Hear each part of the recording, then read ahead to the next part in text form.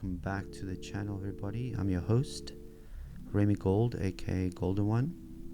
Today's video, I posed the question, are vinyls still valid in 2026? Because I myself haven't really sampled vinyl for many years, due to the fact that my record collection was in my home country at my family house, and I lived abroad for maybe 12 years or something.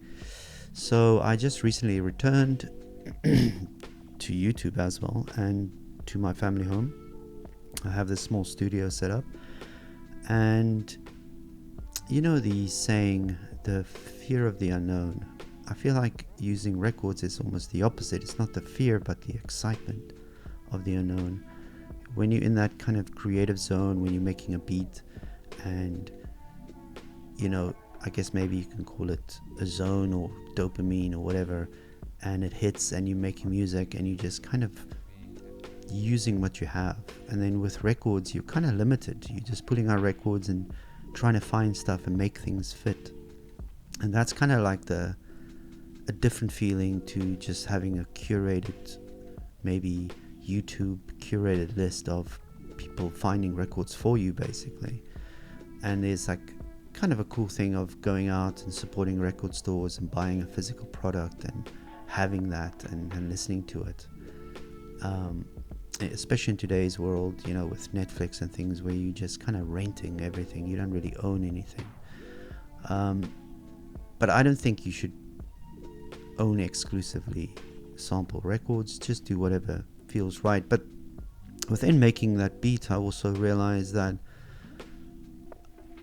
there's that kind of, when you get into that zone, if you know what I mean, it's like a 30-40 minutes, and then you should actually just stop and not really try to overdo it. I tend to then try to add more stuff and more stuff and more stuff, and then you kind of get away from that original idea or excitement.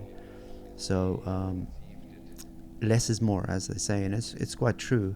And that's probably why I enjoy using MPCs and samplers instead of DAWs, is because of that kind of philosophy of less is more, where you just kind of make do with what you have and kind of be creative with it and being simplistic in your workflow.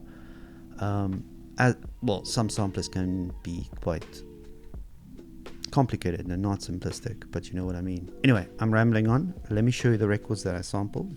The first record I actually pulled out was this one. Very cool cover. And then I kind of used the bongo and some of the drums and the bass line in the background. And then I layered my own drums, and then I thought I needed something else, and I found this. I literally pulled this record out. The first track I dropped the needle was this piano loop, and I chopped that up.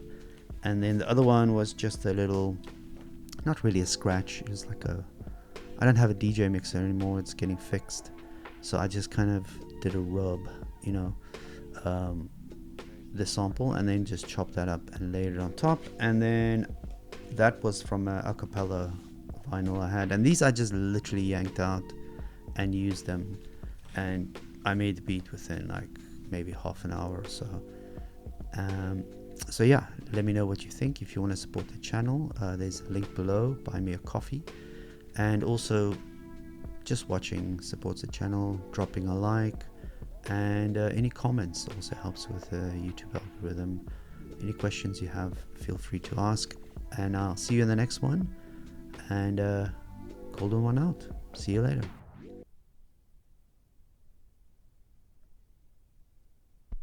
Show and prove.